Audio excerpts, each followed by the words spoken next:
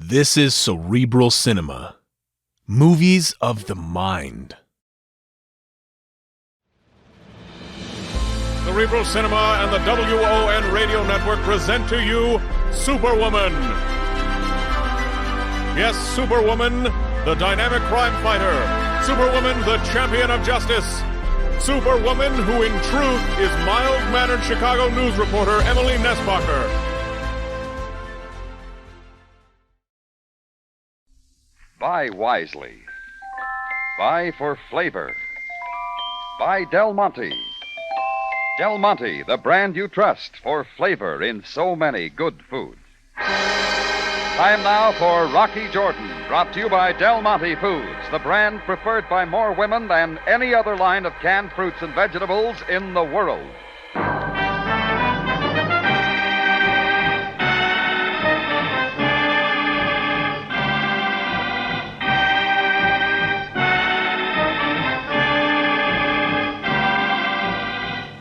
Not far from the Mosque Sultan Hassan in Cairo stands the Cafe Tambourine, run by Rocky Jordan.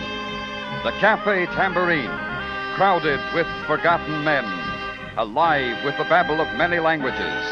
For this is Cairo, where modern adventure and intrigue unfold against the backdrop of antiquity. Del Monte presents Rocky Jordan and this week's story, The Big Heist.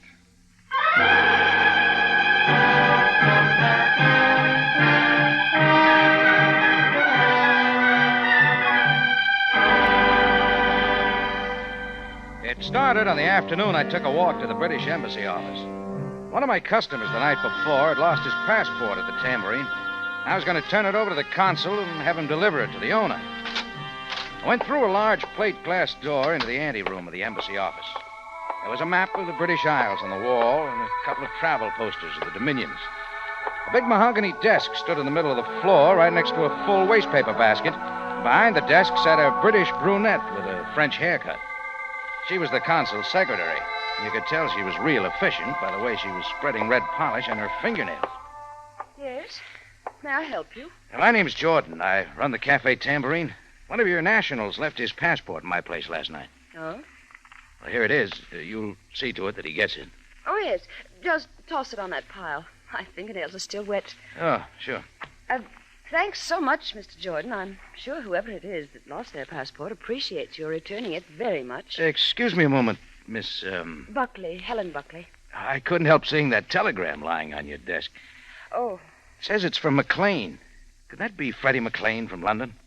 Why, yes. Flew with the RAF, flies British transport now? The same one. Oh, we're old friends. We always get together every time he makes Cairo. I see he's coming in. Yes. The telegram says keep Thursday night open. You saw it. Say, I don't like to break in on anything, but how about you and I meeting him at the airport together? Have supper on me, rehash old times a bit, and then, well, you two can carry on from there. Well... Just a suggestion. Skip it. No. I suppose it's all right. Might even be fun. It's a date, Mr. Jordan. Make it Rocky. All right. Rocky. Thursday evening, then.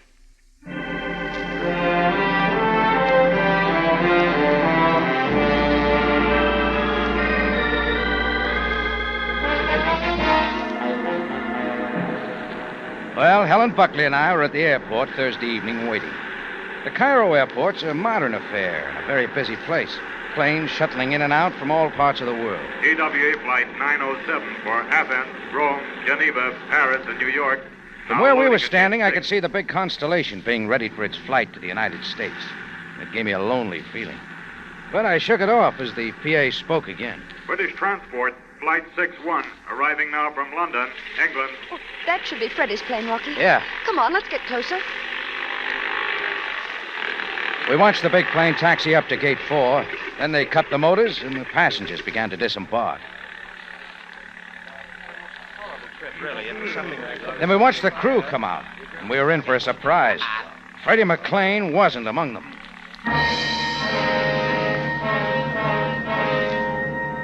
Well, we asked a few questions about him, but no one knew anything. We figured we might as well leave. That's when I spotted an armored car with a couple of guards parked off the side of the field. Alongside the armored car was a black limousine that looked real familiar. It was Captain Sam Sabaya's police car, and he was standing by it, nervously looking at his wristwatch. Sergeant Greco was there, too, and a couple of very British-looking gentlemen in street clothes. It was a cool evening, but they were all sweating. I got a funny notion that maybe they were waiting for the same one Helen and I were, so I decided to find out. Hiya, Sam. Oh, Jordan. Looks like you're hard at work. Armored truck, guards, grim look. Yes, Jordan, I am hard at work. Waiting for something? Please, Jordan, I do not have time for conversation. Now, if you do not mind, I would appreciate it. Sorry, Sam. Just thought I'd say hello. Yes, of course. Now, if you will excuse me, Yes, Jordan... we've both been disappointed, Sam. I was waiting for a friend who never showed. Indeed. Well, we shall talk of it another time. Name's now... Freddie McLean. He's a pilot. What did you say? Freddie McLean. Are you interested? Are you here alone, Jordan? That young lady standing over there's with me. We were waiting together. You'll be kind enough to get her, Jordan, then step into the rear seat of my limousine. That an order? Yes. Mr. Bliss of the British Intelligence Service and I have some questions to ask of you. Helen and I moved into the back seat of Sam's car. Sam and Mr. Bliss, a thin, wiry, energetic man with a drawn face, sat in front and spoke over the back of their seat. Mr. Bliss carried the ball, and he wasn't soft. Mr. Jordan, Miss Buckley. Captain Sabaya tells me you were at the airport waiting for Freddie McLean. Yeah, that's right. What do you know of McLean? Well, he's an old friend of mine. I knew him when he was flying in the RAF. He's flying British transport now. And you were under the impression he was due at the Cairo airport tonight? That's right. How did you arrive at that impression? Hey, what's this all about? Is he coming in or isn't he? You will please answer Mr. Bliss's question, Jordan. Helen can tell you. Oh, I got a telegram from him. A telegram? Yes. What did it say? Not very much, just keep Thursday evening open. I assumed from that he was flying in Thursday night. Do you have the telegram, Miss Buckley? Well, I really don't know. I can look around the office, but I've probably thrown it away. She had it, though, Bliss. I saw it. I see. Well, what happened? What's wrong? Why hasn't he come in? Captain Sabaya, you'll please take Mr. Jordan and Miss Buckley's addresses so I may question them later if necessary. Now... Don't we get any explanation? I'm afraid not. Not only no explanation, Jordan, but a further order. You are to mention McLean's name to no one. Nor are you to speak of what has occurred here. Is that clear? Yeah. Now you are free to go, but do not make any trips or plans of trips out of the city without notifying us first. Something was up, something big. And whatever it was, it looked like Helen and I were right in the middle. Well, it was past supper time when we left Sam and Bliss, so we picked up a cab and headed for the house of Pompey. But our appetites were someplace else, and we took it lightly. As we stepped out of the restaurant and started down the Sharia Muhammad Ali, going toward Helen's apartment house, I spotted a tan gabardine overcoat leaning against a telephone pole. It was draped around a heavy-set man with hanging jowls and black horn-rimmed glasses. I knew we were being watched. I saw Helen to her apartment house safely. Then I turned my attention to the guy in the glasses. But as I moved toward him, he moved in the opposite direction. I had to pick up speed. He led me around the corner and down to the alley where he ducked in. I ducked in after him. The man in a gabardine overcoat was still running. I didn't notice the two guys standing against the wall till one of them got his foot in the way. Just as I figured. Poor sense of balance. Go on, Maxie, help him up. Ah, save it. I can handle it myself. No, Maxie wants to help you. Sure. Maxie wants to help you. Come on. All right, Jordan. Strain yourself. Nothing strains Maxie. He takes pills. Yeah, I take pills. You're a little out of your district, Jordan. Maybe. The tamborine's the other way. What you doing over here? Passing out handbills. What kind of an answer is that? What kind of a question is it? What do you guys want? You were following a friend of ours. Oh, was I? He doesn't like to be followed. Well, neither do I. What you like isn't the point, Jordan. Who is he? The guy with the glasses. A bad question, Jordan. Show him how bad that question was, Maxie. Sure. Maxie will show Hurt, Jordan? Let him have his fun. I'll get my turn. You heard the man, Maxie. Have fun. Yeah. Maxie's gonna have fun. Yeah. Okay, Maxie, okay. I can't stand the hilarity. Yeah. From now on, Jordan, the only things you follow are blondes. Drape him over that garbage can, Maxie. He gets the point.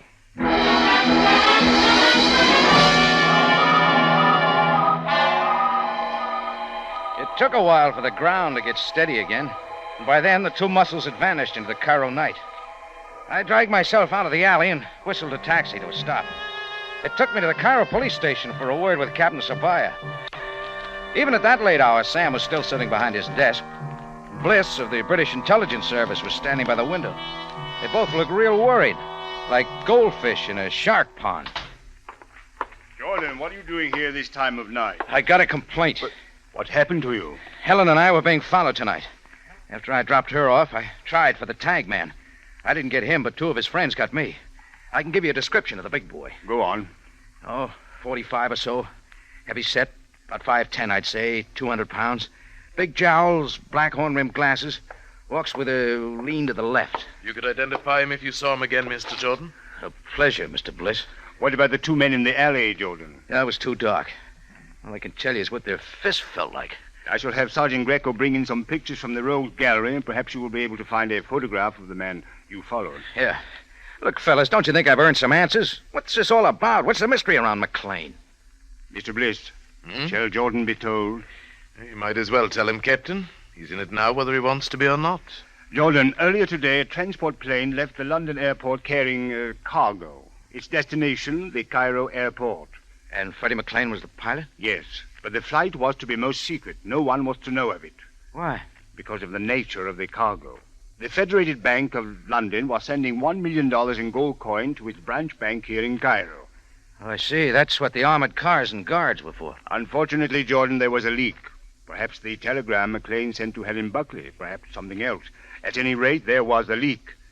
The plane did not arrive at the Cairo airport.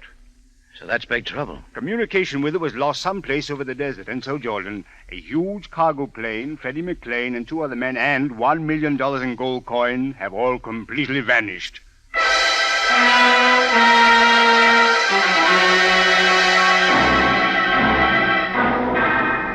Del Monte Foods is presenting tonight's adventure with Rocky Jordan.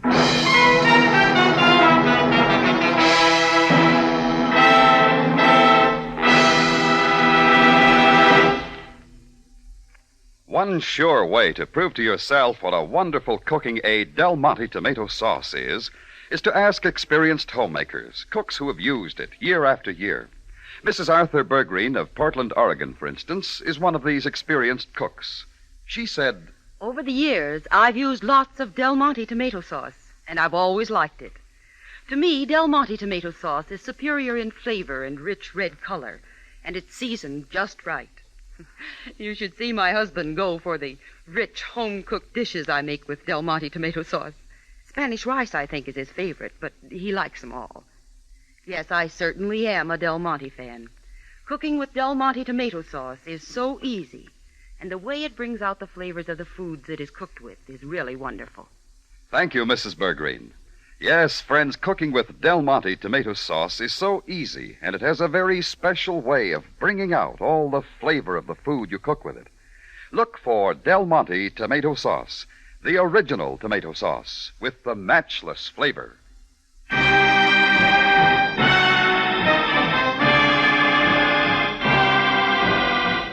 And now we take you back to Cairo and tonight's Rocky Jordan story, The Big Heist.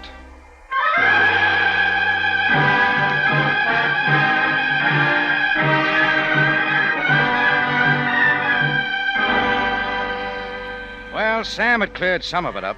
At least he had told me why he and Bliss were so worried. So $1 million in gold coin was missing. The problem was how to get it back. I spent a couple of more hours at the station going through some photos Sam had, but I didn't spot the man I tried to follow. Then Sam said I could go. I went back to the tambourine and hit the sack, but I didn't sleep well. I was worried about McLean, why he'd been stupid enough to send a telegram. The next morning, I had a visitor at the tambourine. A skinny guy with a hawk nose and dirty robes and a smell like a camel. Fendi Jordan, owner of this most noble establishment. Yeah, that's right. My name is Luca. I am a driver of the camels. I have followed the desert trails all my life. A humble lot for a humble man. What's on your humble mind, Luca?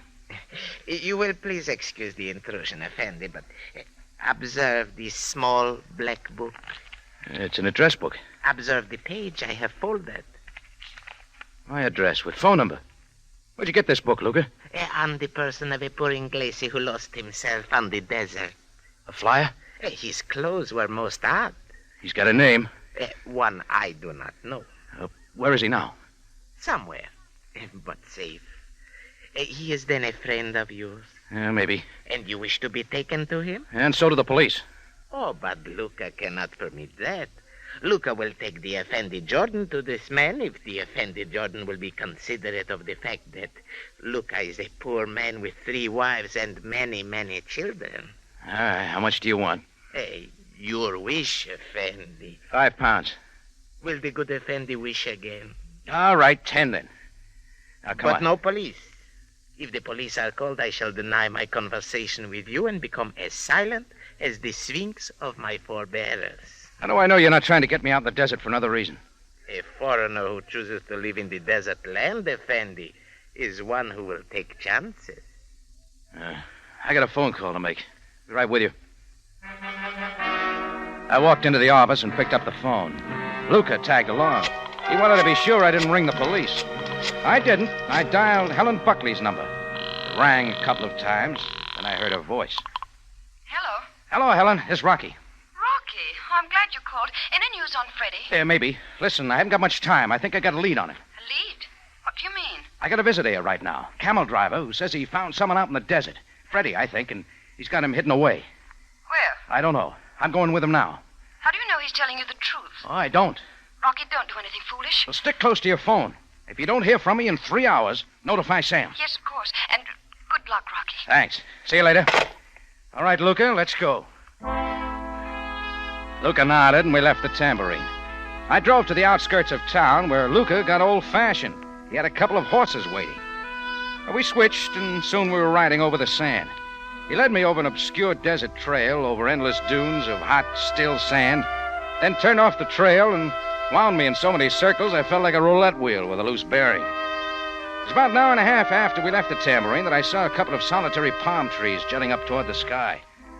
When we got closer, I saw a tent. That's where Luca was taking me. A few minutes later, we were reining our horses to a stop. You will find the Inglese in the tent. I hope so.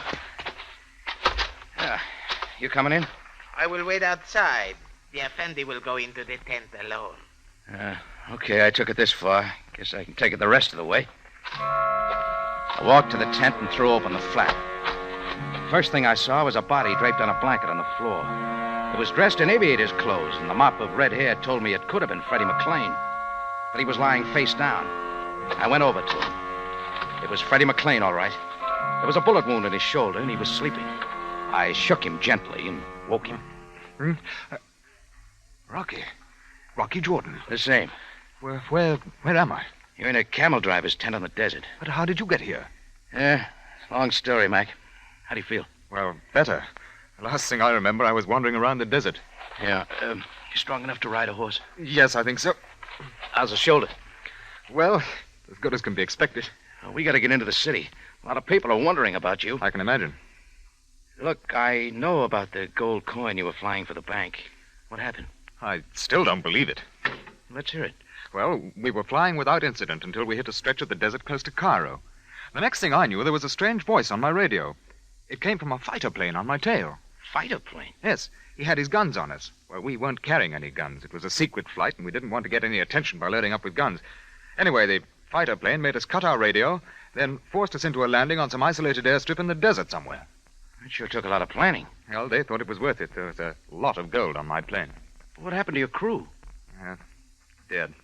I got away somehow. I imagine they didn't care much. They knew I'd caught a bullet, and I suppose they thought that I'd die out on the desert. You remember where that airstrip is? Approximately. All right, let's get into town and tell Sabaya. Come on, I'll help you. No, please do not. Jordan, Effendi, Luca! Jordan! Luca! He won't answer, Jordan. Maxie just separated him. Yeah, Maxie just separated him. You fellas are pretty busy, aren't you? Oh, there's enough to do. Maxie, throw a little sand over that camel driver and scatter the horses. Sure, Zacco. You know, McLean, we owe Jordan a vote of thanks. He was a good enough Joe to lead us right to you. All right, out of the tent. All right, climb in the back seat of the Jeep. What's the tour? Don't ask. You won't like it. Let's just say a friend of mine's real anxious to see the both of you. I bet he's nearsighted. And also rich. You know, he just picked up $1 million in gold someone left sitting around in an old airplane. He won't have it long. He'll lose it in taxes. My friend just won't report it as income. And anyone who tries to is going to get separated. Just like Luca. Well, the second lap of that desert journey of mine was taken in the back seat of a Jeep. Zarko drove, and Maxie sat in front with a Tommy gun across his lap. It didn't take a sand diviner to guess where we were going. An hour or so later, we were pulling into an old abandoned oasis, stuck in the middle of some ruins from an early dynasty.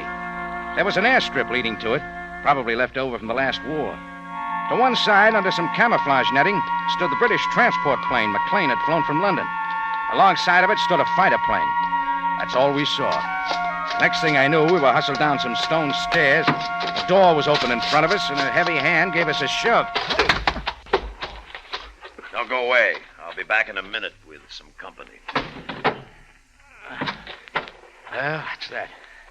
How's your shoulder, Freddie? All right.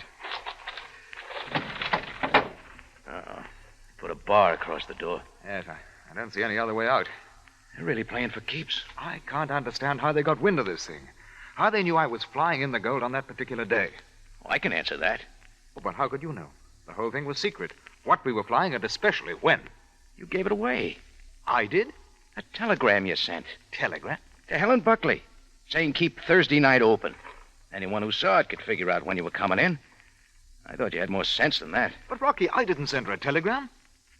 Huh? I didn't. I flew in the war. I know how to keep it secret. Somebody sent it.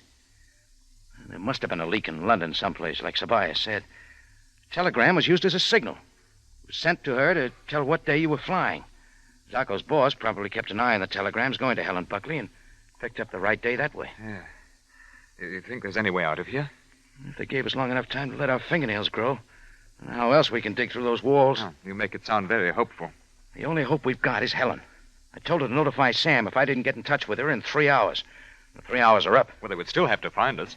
Yeah, that's right. That goes back. With his boss, I'll bet. There they are. Yes, a most joyful sight. Good afternoon, Mr. Jordan, Mr. McLean. You know, we almost met once before in an alley by Helen Buckley's place. Yes, almost. Did you do all the brain work on this? Most of it. Must have given you a headache. I had some notable assistance from Zarko and Maxey and a Confederate in London, and someone else in Cairo whom both of you know very well. Come in, Miss Buckley. Helen. Yes, Rocky. Well, guess I had the telephone conversation with the wrong person. Oh, for us, it was the right person. Instead of notifying the police, I called Mr. Bannister. And this, Mr. Jordan, is the result. It's all over, huh? The gold is hidden in the ruins of this oasis. It shall be flown out of Egypt the moment you two are disposed of. And now, Zarko, my lad.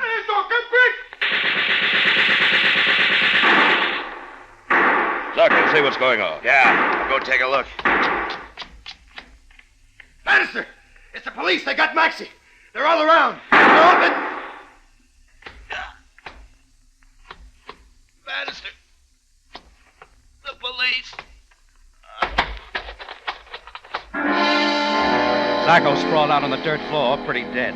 Helen stood looking at him, too stunned to move. But Bannister wasn't. He started up the stone steps looking for a place to run.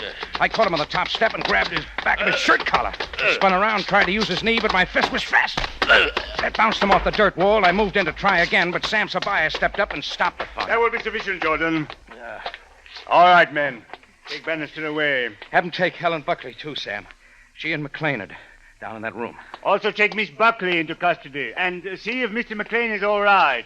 Well, that's it, Sam. You'll find the gold coin hidden in the ruins someplace. Bannister will tell us exactly where. Do not fear. Well, I'm still a little confused, Sam. Hmm? How'd you get here just when you did? How'd you know where to come? You told me, Jordan. I told you? Do you not remember? No. But nevertheless, you did, Jordan. Come, let us go back to the police station. I shall explain it all to you there.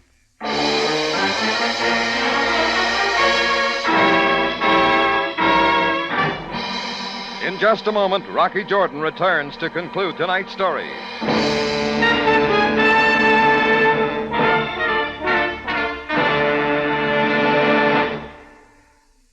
With Thanksgiving Day coming up next Thursday, one thing is sure. You won't have to worry about what the main dish is going to be. But planning dishes to go with the turkey is sometimes a problem. So here's a suggestion. Why not serve shrimp or crab cocktails? They're easy to fix, and they're a grand way to get your meal off to a flying start. Yes, a shrimp or crab cocktail is a wonderful starter for that Thanksgiving Day dinner. So easy to fix and so tasty when made with Del Monte catsup. Use it plain or in any special recipe you like. Yes, seafood cocktails certainly profit by the extra zip and zest you get in Del Monte catsup. You see, Del Monte catsup is made with pineapple vinegar, the exclusive, superlatively fine vinegar that coaxes out all the very best tomato flavor in catsup. No other catsup has pineapple vinegar. Only Del Monte catsup has it. And Del Monte catsup costs less than many other quality brands. Ask your grocer for Del Monte catsup today. Back now to Rocky Jordan for the conclusion of tonight's story.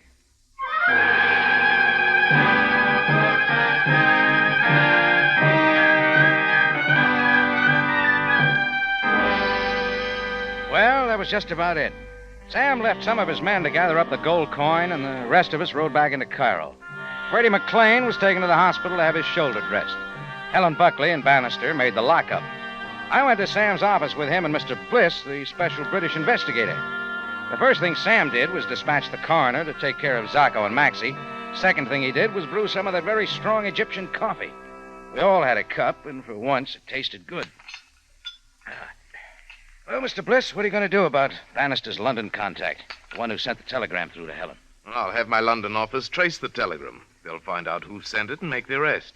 After that, I'll wire the London bank and tell them that $1 million in gold coin has been recovered. Yeah, that shouldn't make them sore. Well, Sam, what about it? What about what, Jordan? I still want to know how you got to Bannister's hideout. As I said, Jordan, you told us how. A moment, please. Now, listen. Listen, I haven't got much time. I think I got a lead on him. A lead? What do you mean? I got a visitor here right now. A camel driver who says he found someone out in the desert. Freddie, I think. And he's got him hidden away. Where? I don't know. I'm going with him now. How do you know he's telling you the... Well, Jordan, does that answer your question? My conversation with Helen. He had my phone tapped. Oh, I'm afraid I'm responsible for that, Mr. Jordan. You see, I couldn't trust anyone. And while you were here last night, I had my men set it up. After that, Jordan, it was just a matter of following you through the desert. Well, I'm not complaining. At any rate, Jordan, Mr. Bliss has now learned something that I have known for a long, long time. What's that, sir? If one ever wishes to locate the source of trouble in Cairo, one should simply observe your movements very carefully. Why? Because somehow, Jordan, you always manage to end up right in the middle of it.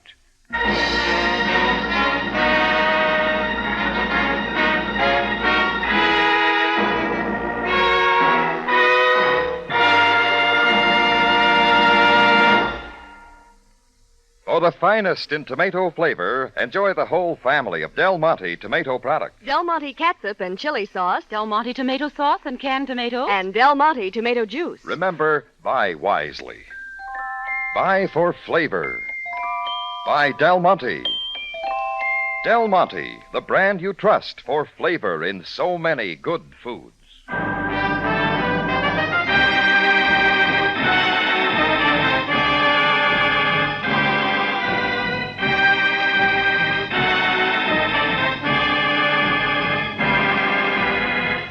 Rocky Jordan, written by Gomer Cool and Larry Roman, stars Jack Moyles in the title role with Jane Avello as Sam Ceballo, and is produced and directed by Cliff Howell, with original music composed and conducted by Richard Arant. Remember, you have a date next week at the Cafe Tambourine, run by Rocky Jordan. Same time, same station, and the story is High Pressure.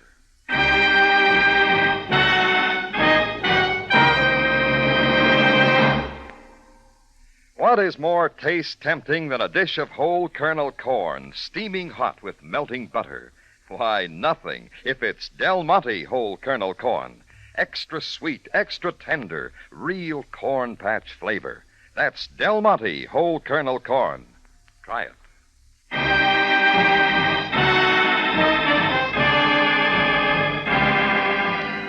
Larry Thor speaking. Rocky Jordan is presented over CBS, the Columbia Broadcasting System.